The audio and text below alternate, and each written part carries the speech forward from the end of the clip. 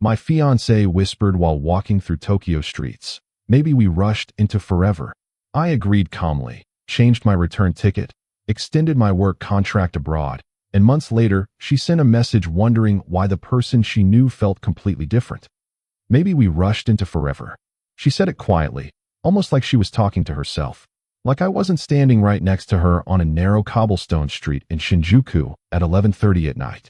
Like the ring she was wearing, the one I'd spent 4 months saving for, wasn't catching the glow of the paper lanterns above us.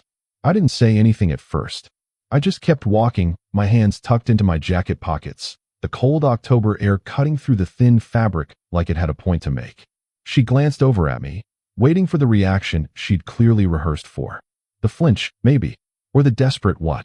No, Claire, don't say that. She got neither. I turned my head slowly, looked at her face, that face I'd memorized across 3 years in 2 countries and one very serious promise. And I said, yeah, maybe. Her steps slowed. Mine didn't. Hey viewers, before we move on to the video, please make sure to subscribe to the channel and hit the like button if you want to see more stories like this. I should give you the bare minimum context before we go any further. I was 31. She was 29. We'd been together for 3 years, engaged for 7 months, and I had been living in Tokyo on a 12-month work contract that had roughly 8 weeks left on the clock. She had flown out to visit for 10 days. This was day 6. The trip had started fine. Not amazing, but fine. We'd done the temple walks, the ramen spots, the photo stops at every neon-lit crossing like every other couple visiting for the first time. She'd laughed a lot those first 2 days. Real laughs. The kind that reach her eyes and crinkle the corners in a way that used to make me feel like I'd won something just by being in the room. But somewhere around day 3, the laughs got shorter. The silences got longer. She started spending more time on her phone, and not in the scrolling out of boredom way. In the deliberate, careful, I don't want you to screen way. I noticed. I always notice things. That was the problem, actually. I noticed everything, and I never said anything. And somehow that had become the foundational architecture of our entire relationship. By day 5, something had shifted in the air between us in a way I couldn't name, but could absolutely feel. We were walking through the covered arcade in Nakameguro, browsing little shops that sold ceramic cups and handmade notebooks, and she said, "Do you ever think about whether this is actually what you want?" I asked her what she meant. She said this. Us. The whole plan. I said, "Are you asking if I want to marry you?" She said, "I'm asking if you want the life we planned." I said, "Those feel like the same question to me." She didn't answer. She picked up a small ceramic bowl, turned it over in her hands, set it back down, and walked toward the next shop. I stood there for a second, watching her go, and something very quiet and very certain shifted inside me. Not anger, not panic, just a kind of settling, like tumblers in a lock finally clicking into place.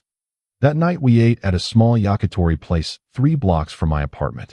The kind of place with no English menu and a charcoal smell that gets into your coat and stays there for days. She picked at her food. I ate well.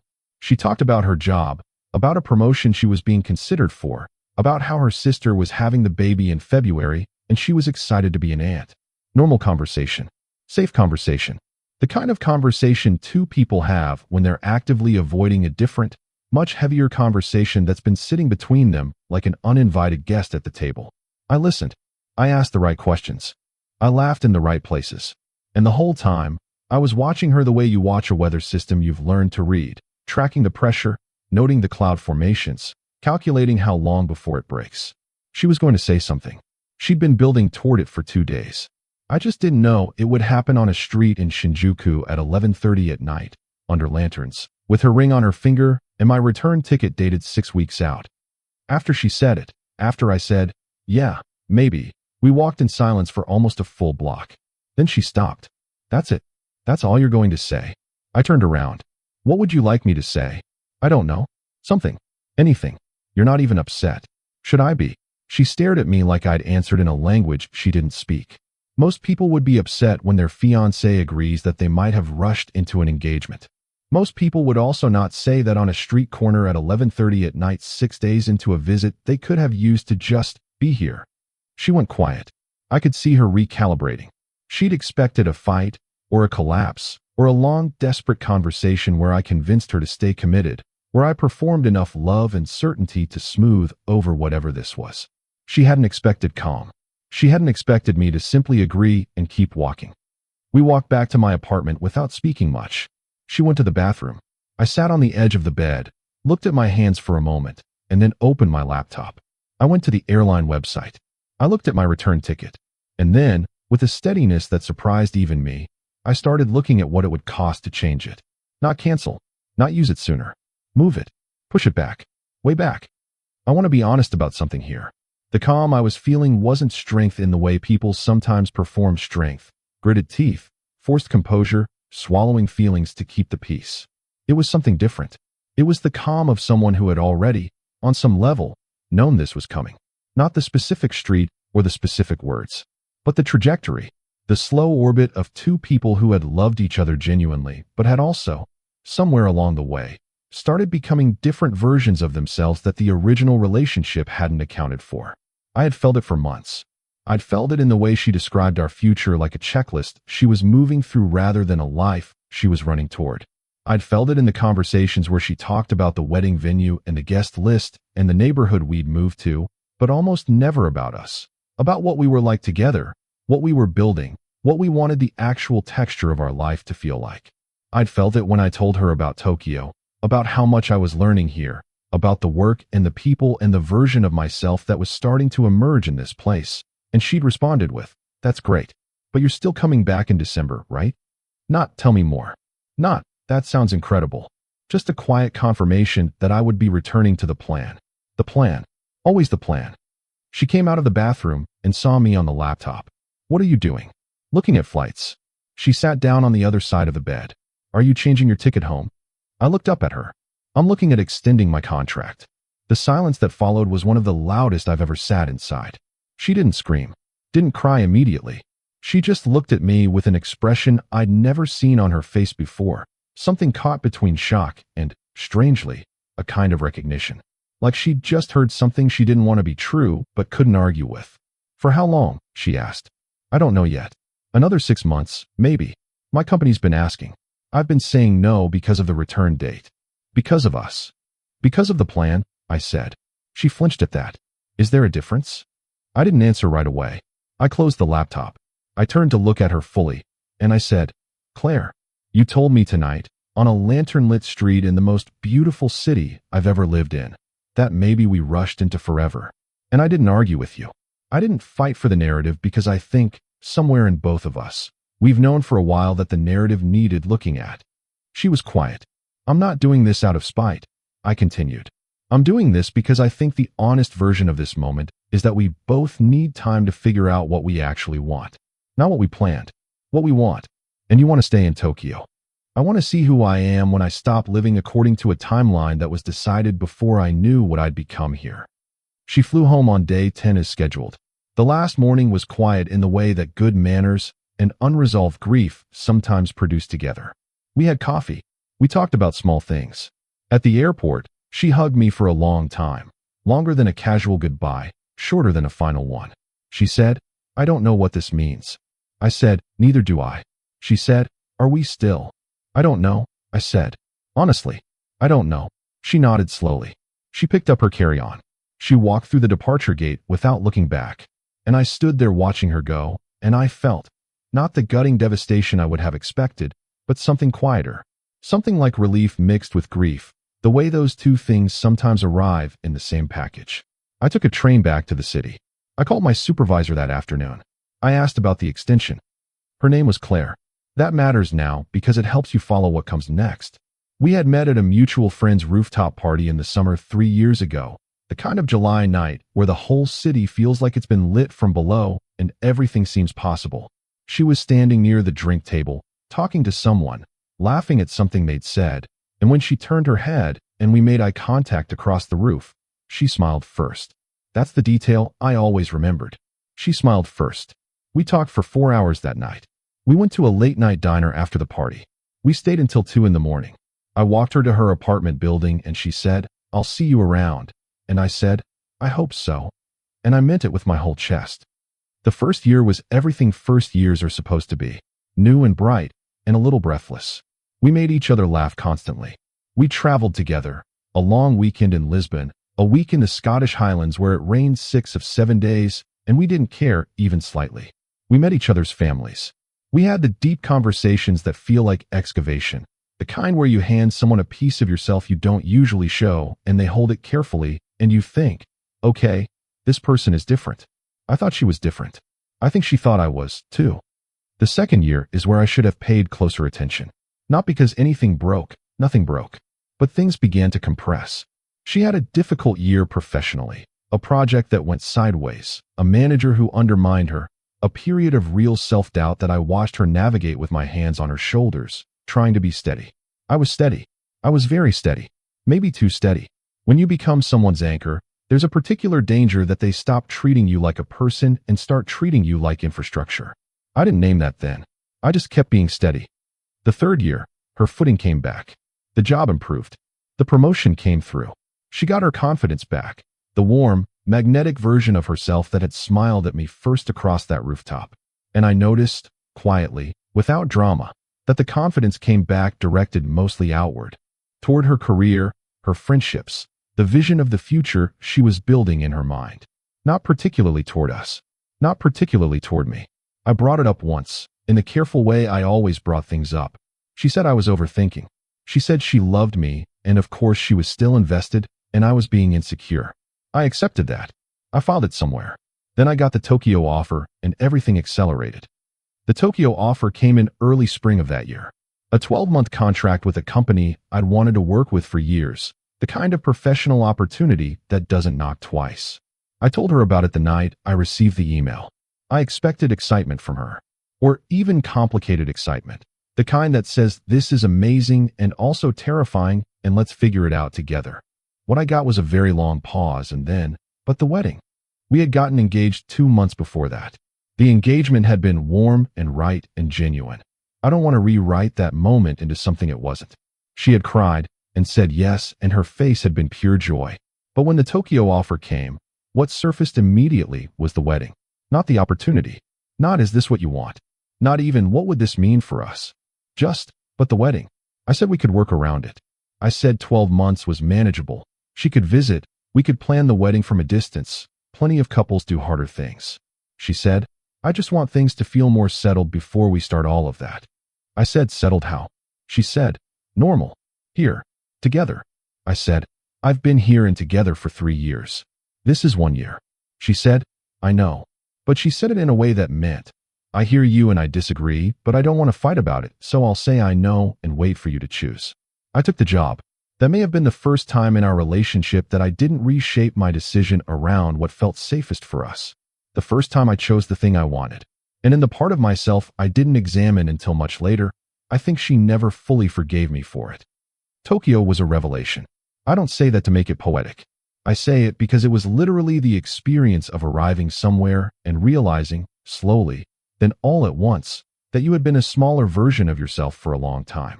The work was hard and engaging in a way that made me forget to eat sometimes. The city itself was unlike anything I'd lived in, a place that operates with an almost otherworldly precision and simultaneously contains more beauty per city block than anywhere I've ever been. I made friends, real ones. My colleague Owen, who grew up in Auckland and had the driest sense of humor I'd ever encountered, and who became one of my closest friends within 3 months. A woman named Hannah who worked in the building's cafe and who was studying landscape architecture in the evenings, and who gave me a book about Japanese philosophy that I read twice, and which changed the way I thought about time. I started running. I had never been a runner, had always found it tedious and slightly performative. But there's a route along the Sumida River in the early morning when the light is flat and silver, and the city hasn't fully woken up yet, and I started going out at 6 a.m. just to have a reason to be in that light. I lost weight. I slept better. I started writing again, something I'd abandoned in my mid-20s when real life had crowded out the version of me that thought writing was a worthwhile use of time. I was becoming someone. Not a different person, exactly. More like a fuller version of who I'd always been underneath all the steadiness and practicality and careful accommodation. Claire and I talked regularly through those months. Video calls, messages, the rhythm of a long-distance relationship doing its best. But I noticed, again, quietly, without drama, that the calls often felt like check-ins rather than conversations. She would tell me about work, about plans, about her sister's pregnancy, about the apartment she'd been scouting in the neighborhood we'd agreed to move to after the wedding. I would tell her about Tokyo, and there was something in the way she received the Tokyo stories. Not dismissiveness exactly, more like a kind of polite waiting. Like she was holding the phone and looking at her watch while I talked about a thing she decided wasn't relevant to where we were going. I noticed. I didn't say anything. I filed it. She arrived in Tokyo on a Tuesday in October. I picked her up at Narita and she looked tired from the flight, but genuinely happy to see me. And she hugged me in that fierce way she sometimes did when she wanted you to know she meant it. I was glad she was there. I want to be clear about that. I was glad. I walked her through my neighborhood, showed her the little temple down the street, the bakery that opened at 5 a.m. and smelled like the best thing that had ever happened, the narrow park where I ran sometimes in the evenings when I'd missed the morning. She took photos. She said it was beautiful. She said, "I can see why you love it here." And I wanted to pull that sentence apart and look at it, because there was something in the way she said it that already contained the past tense. Can see. Not can understand why you'd want to stay. Not I love it too.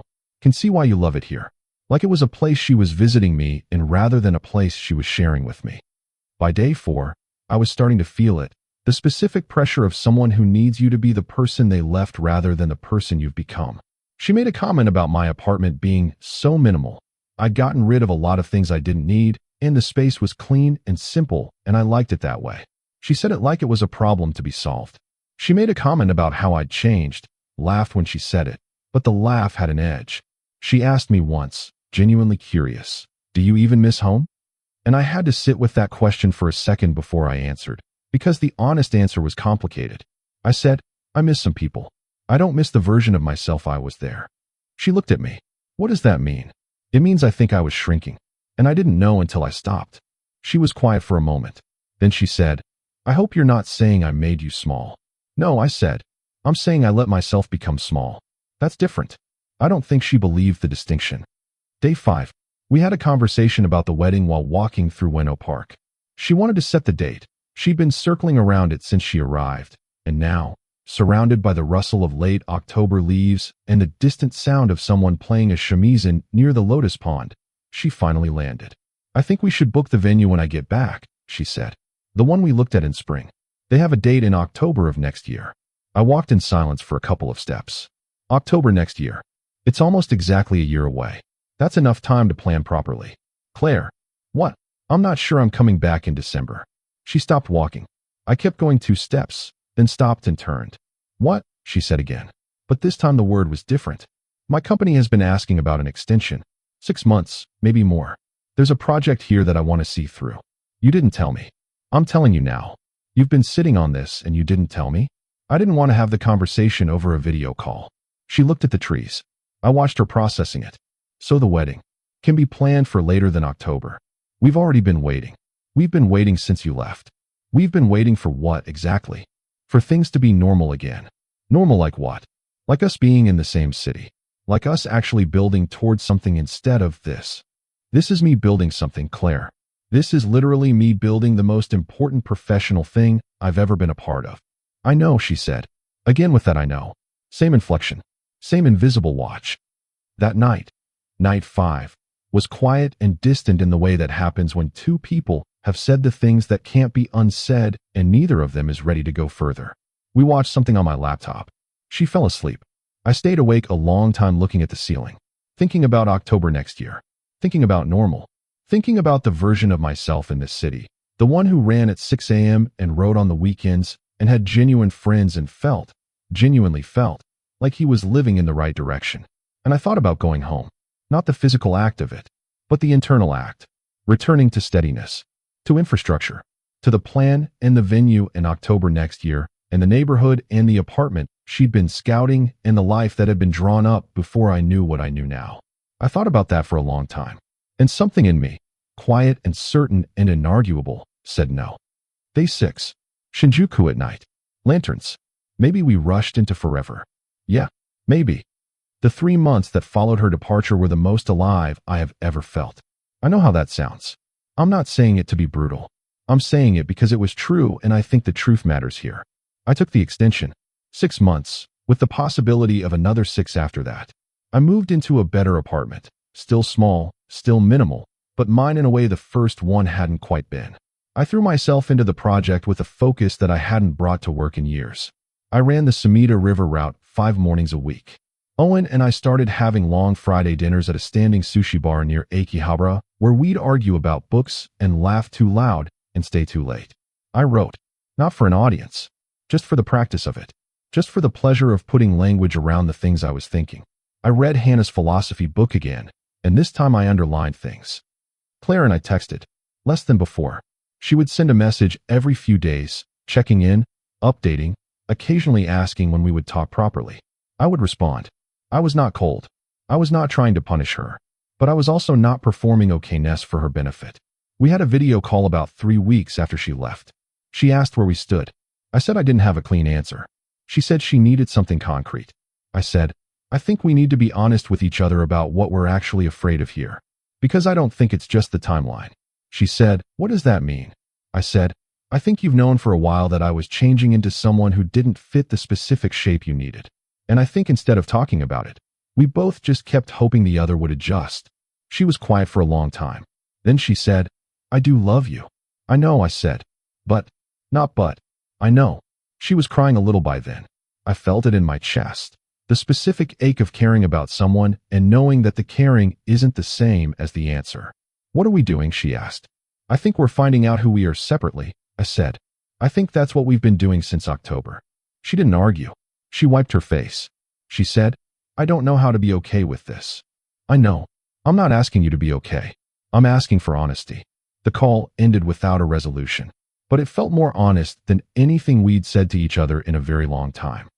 The ring came back in the mail about 5 weeks later. No letter. Just the ring in a small padded envelope with my company's address written in her handwriting. I held it for a moment, set it on the windowsill, looked at it against the gray November sky outside. Then I put it in my desk drawer, sat down at my laptop, and opened the document I'd been writing in. And I wrote for 3 hours. I want to tell you about December, because December is where I started to understand something important. Owen's girlfriend flew in for the holidays. A woman named Isla who was studying marine biology in Edinburgh and who had the kind of laugh that fills a room corner to corner. The 4 of us spent Christmas together. A dinner at a place in Shimokitazawa that Owen had been saving for a special occasion. Good wine, the kind of conversation that goes in 5 directions at once and never loses its thread. I walked home alone afterward through streets still lit with holiday lights, hands in my pockets, breath making small clouds in the cold air. And I was happy. Simply, plainly, uncomplicated happy. Not despite being alone. Not in spite of anything. Just happy. Present. In my life. In my actual, real, right now life. I stopped in the middle of a quiet street and looked up at the sky, which, because Tokyo is Tokyo, was more orange than black, the city's light bouncing off the low clouds. And I thought, this is what it feels like. This is what it feels like to be in the right place. I had not felt that clearly in years. Maybe longer. January and February passed fast. The project hit its most demanding stretch and I went full into it. Early mornings, late evenings, the particular satisfaction of doing difficult work well with people you respect. I was promoted, quietly, in the way Japanese corporate culture sometimes does things, a conversation with my supervisor over tea, a revised title, a scope of work that implied they were planning to keep me for a while. I didn't call Claire to tell her. I texted Owen. He sent back 3 celebration emojis and the words, told you they'd figure out you're indispensable, mate. I laughed at my phone standing in the elevator. That was the moment I noticed. The first person I wanted to tell wasn't her. Hadn't been for a while. She texted me in March. It had been about 2 months since we'd had any real conversation. The text said, hey, I know this is probably out of nowhere. I've been thinking about you a lot. Can we talk? I read it twice. I put my phone down. I made tea. I read it again. I said sure. When? We video called 2 days later. She looked good. Rested. Actually, there was something lighter in her face than there had been in October. She said, I've been in therapy. I said good. She said, I mean it. It's been really helpful. I said I'm glad. She paused. You seem different. Different how? Calmer. More? I don't know. Settled. But not in the way you were settled before. This is something else. I didn't say anything to that. Are you happy? She asked. I said yeah, I think I really am. She looked at me for a moment. I've been trying to figure out why your messages feel different, she said. Like, even your texts. You write differently. You respond differently. The person I'm talking to now doesn't feel like the same person I was engaged to. He's not entirely. That doesn't scare you? No. She absorbed that. It scares me a little, she said. What does? That I spent 3 years with someone, and I think I may not have actually seen him. All of him. The person who's talking to me right now.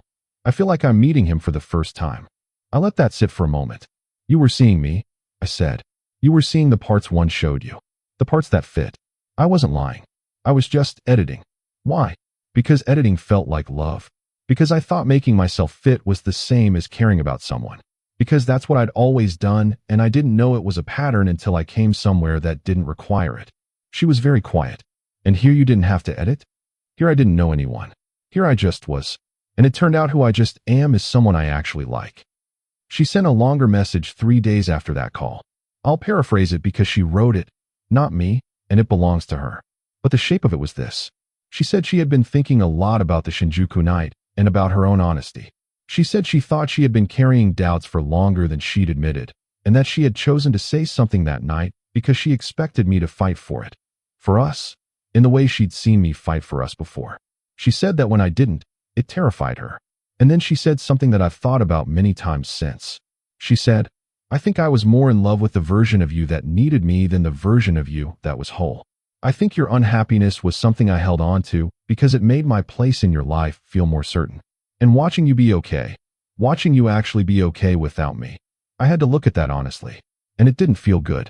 I read that message sitting at my desk at work during a lunch break with the city noise coming through the window. And I felt, not satisfaction, not the kind of vindication you might expect, just something quiet and aching and real. Because I recognized it. The thing she was describing. I had done the same thing in the relationship. Held her uncertainty close because it made me feel needed. Stayed steady and anchored and reliable in a way that was partly love and partly the fear of what would happen if she ever found her footing fully and looked around and recalculated. We had both, in our own way, been loving the version of each other that needed us. And somewhere along the way we had both, separately, started growing into people who needed each other less. That's not a tragedy. That's just the truth. I wrote back. I told her I understood. I told her I thought she was being remarkably honest, and that I respected it, and that it helped me. I told her I didn't think there was a path back to the engagement. Not because of anger. Not because of what happened in Shinjuku. But because I thought the version of me who said yes to that ring was doing it partly out of love and partly out of fear. Fear that if he waited to be more certain, she'd be gone. I told her that wasn't fair to either of us. I told her I hoped the therapy was giving her the same things Tokyo had given me. I told her she was remarkable and that the 3 years had been real and that I didn't regret a single thing except perhaps the honesty we'd been withholding from each other for months before it broke. She wrote back 2 days later. One line. Thank you for saying it that way. April came in cold and then turned warm almost overnight. Tokyo in spring is something you have to see to believe. The cherry blossoms come and the whole city does this collective exhale, like it has been holding its breath since winter and can finally let it go. I went to Shinjuku Gyoen on a Saturday morning with Owen and Isla and Hannah and a couple of other people from work, and we sat on a blanket under the blossoms and drank canned beer and ate convenience store snacks and talked about everything and nothing for 4 hours. At one point Owen said, "You look unreasonably content for someone who went through a breakup 6 months ago." I said, "It doesn't feel like something that happened to me. It feels like something that happened for me." He raised his can. "To whatever happened for you." We drank to that. The second extension came through in May. Another 6 months, taking me through the end of the year. After that, there were early conversations about a more permanent role, about the possibility of this not being a contract anymore, but a life. I thought about that seriously. What it would mean, what I would be giving up, and what I would be choosing. I didn't have the answer yet, but I noticed that the question didn't frighten me. It interested me. That was new. I want to end this somewhere honest. Because this isn't a story about winning. It's not about the fiancé who stayed abroad and found himself while his ex-fiancée realized what she'd lost and came crawling back. That's not what happened. That's not what this is. Claire and I occasionally exchange a message. Not often, not in a way that suggests anything unresolved. Just two people who spent 3 significant years together and who, now, in the aftermath of all of it, have a kind of respect for each other that they maybe didn't have while they were together. She's doing well. From what I can tell, genuinely. The therapy helped. She got the promotion. She seems lighter. I'm glad. What this is, actually, is a story about a moment on a street in Shinjuku where something was said that needed saying and a choice was made that needed making. And for once in my life, I didn't try to smooth it over or talk us back to comfort. I let the truth land. I let it stay landed. And then I did the thing I had always wanted to do and had been quietly, incrementally not doing in the name of us and the plan and the version of love that looked more like management than mystery. I stayed, not in the relationship, in myself. People sometimes ask, when I tell this story to someone in person, over a beer at the standing bar, or on a long run along the river, they ask what the lesson is. Like there has to be a lesson. Like the value of an experience lives in the moral you extract from it. I don't have a clean one. What I have is this. I think love, real love, requires two people who are actually present. Not present in the room. Present in themselves. Awake to who they are, what they want, what they're afraid of, what they've been hiding from themselves and each other. And I think a lot of us, myself completely included, spend years in relationships where we are managing each other rather than knowing each other. Where we have learned each other's surfaces so completely that we mistake the map for the territory. Where the relationship has become a kind of comfort infrastructure, and we stop asking whether both people inside it are growing, whether both people inside it are telling the truth, whether both people inside it would choose each other again in full knowledge of who they are. I didn't ask those questions. For 3 years, I didn't ask. I just kept being steady. And the thing about being steady for too long is that eventually the ground shifts beneath you, and you find out that what you thought was love was actually just a very stable performance of it. The last thing she said to me, the last real thing, in that second video call, before the message, before the closure, was this. Do you think we could have made it work if you hadn't gone to Tokyo? I thought about it for a moment. Honestly, please. I think we would have made it to the wedding, I said. She looked at me. And after? I think we would have made it to wherever people make it to when they are building a life together without fully building themselves first. She was quiet. I don't know if that's sad or just true. Maybe both, I said. Maybe both, she agreed. There is a particular hour in Tokyo that I have never been able to fully describe to anyone. It happens just after the city lights come on and before the streets get loud with night. This gray-blue transition, maybe 20 minutes, maybe less, when the sky above the buildings goes deep and soft and the neon starts to assert itself against it, and the whole city is caught between day and evening, between what it was and what it's about to be. I run through it sometimes. Or I sit at my window with tea and just watch it happen. And every single time, it reminds me of that night in Shinjuku. Not painfully. More like the way a scar reminds you of a cut. Not because it hurts anymore, but because it's proof that something happened, something real, and you lived through it and became something different on the other side. She said maybe we rushed into forever. I agreed. And then I stayed. Not in spite of what she said. Because of it. Because for the first time in years, in the middle of that quiet street under those lanterns, the truth was finally in the room. And I decided, calmly, certainly, without drama, to live inside it. The ring is still in my desk drawer. I don't look at it often. But sometimes, when the light through the window hits the drawer handle at a certain angle, I think about it. Not with sadness. With something more like gratitude. For the 3 years. For the honesty, even when it came late. For a street in Shinjuku on a cold October night. For a whisper that changed the direction of everything. For the version of myself that finally stopped editing.